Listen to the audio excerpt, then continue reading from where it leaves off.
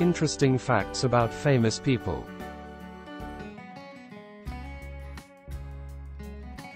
The best D-Day movies. One of the few days that had a significant effect and outcome of the Second World War was D-Day, the Normandy landings. Today we will take a look at the best movies that retell the stories and events that happened on and around that fateful day, and those who were involved and affected. Some are pretty accurate and authentic to the events, some more of a fictional account, but do highlight the effects of the day's events. If you enjoy this video, hit the notification button to get my new videos. If you want to check out my many other videos, head over to my channel. The link is in the description. Let's get into it, in no particular order.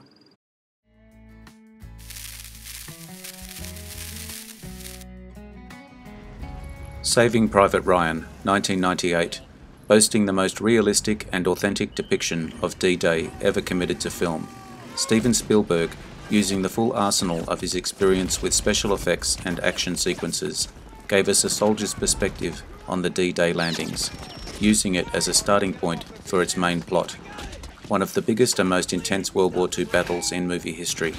The brutality of the D-Day landing sequence is powerful and harrowing, but one that has been recognised as an honest recreation of the horrors that went on that day, as opposed to Hollywood's typical sensationalising of war, the best war movie ever made in the eyes of many. Storming Juno, 2010. Most D-Day movies and content focus largely on the conflict that took place on Omaha Beach, but military buffs know the event was a multi-pronged assault. The second most famous beach was Juno, which this docudrama film attempted to showcase, with solid results. The film switches focus from American forces to the Canadian soldiers who stormed that particular beach. It tells the story from the perspective of several soldiers involved in the paratroop brigade, tank crew, and frontline infantry, offering different glimpses into what unfolded on that fateful day.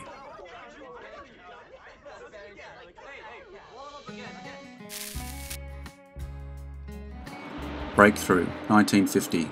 World War II movies of the 50s had a particular feel, considering they were written, directed, and performed by people who actually lived to see them. These films feature details that reflect their authentic experience, adding to their accuracy and charm. Breakthrough is an example of this, following the story of a World War II platoon that trains for D-Day, gets dropped in the middle of the action before fighting its way into Germany. The production utilises video footage taken from US, British, and German forces to weave a narrative around the visuals. It was also a surprising box office success.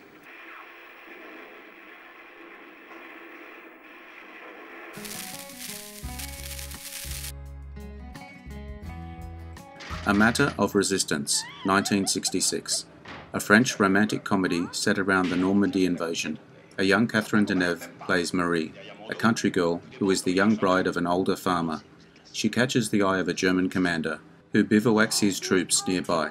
She also catches the eye of a French resistance fighter, who is trying to spy on the Germans to help prepare for the Allied invasion. She distracts him from his mission, and over the course of the film, all the men make fools of themselves trying to win her affection. The slapstick humour and romantic tension are the main draws of this film, with D-Day providing a significant backdrop.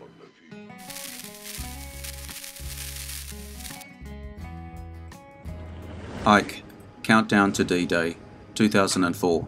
Though he is best known for TV roles in Magnum P.I. and Blue Bloods, Tom Selleck's most underrated performance came in Ike, Countdown to D-Day.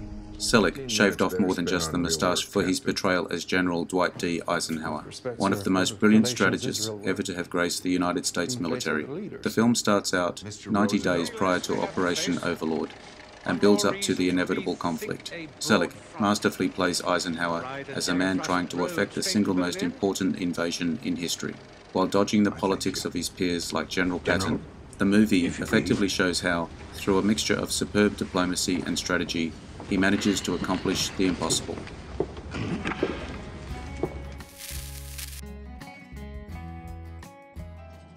Overlord, 1975. Many of the best D-Day movies appeared in the immediate post-World War II era, reflecting the attitudes towards war developed during that conflict. However, Overlord is a post-Vietnam D-Day movie not focusing on the heroism of the Normandy landings. This movie looks at the war as an instrument of fate that thoughtlessly churns through naive young soldiers, drawn inevitably toward an inglorious end. An engaging film shot in black and white, and doing a better job than many when it comes to combining new and archival footage. The result is a visceral World War II film that fits in well with the nihilism of the very difficult 70s.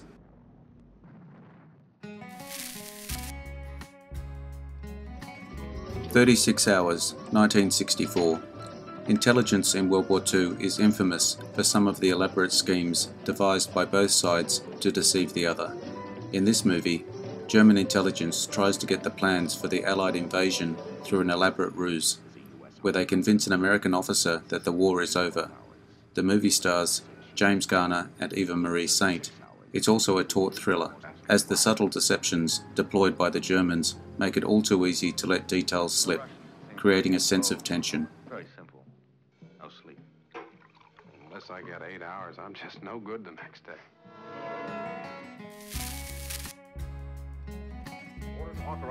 The Americanization of Emily, 1964. James Garner plays Charlie, the adjutant for a rear admiral in this 1964 World War II film. His main job is to make sure the admiral and his fellow officers have all the luxuries they could want, including companionship. When his commander loses his wife, he decides to order Charlie to be among the first ashore on D-Day, so he can document the first sailor killed on the beach. Emily, Julie Andrews, is a widow who has already lost her husband to the war and falls in love with Charlie, while facing the prospect of losing him as well. It's as compelling an account of the absurdity of war as Catch-22 managed to be, with a little romance sprinkled in to give the movie its timeless charm. The first dead man on Omaha Beach must be a sailor.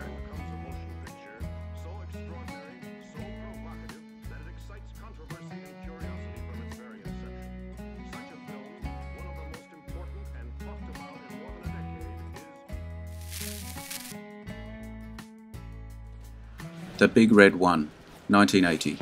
The Big Red One is almost like an updated and expanded version of Breakthrough, as it traces 5 men from their first campaigns in North Africa through Italy, D-Day, and finally into Germany. The film engages with World War II with greater complexity than most of its peers. From soldiers struggling with the requirement to kill enemies to the difficulty of comprehending what happened in the Holocaust. This is a film that combines dramatic action with hard-hitting philosophical questions. It also bears the distinction of containing one of Mark Hamill's most iconic roles outside of Star Wars.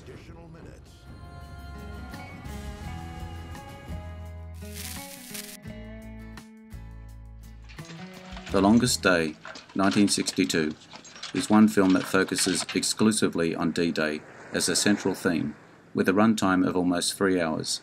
It's no slouch and tries to tell the story from multiple perspectives, including numerous Allied and German soldiers on opposite sides of the conflict. The cast is huge and full of the biggest names of the time, including John Wayne, Sean Connery, Robert Mitchum, Henry Fonda, and Roddy McDowall. Even if the human drama sometimes gets lost in the sheer scale of the movie, it still encapsulates the events of D-Day in superb fashion.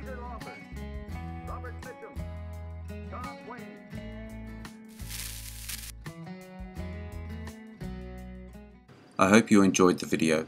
Let me know what you think in the comments. I appreciate your likes and subscribers. Hit the notification button to get my new videos. Take a look at my channel and check my Facebook page. The links are in the description. I am Wrangler. Bye for now. See you again soon.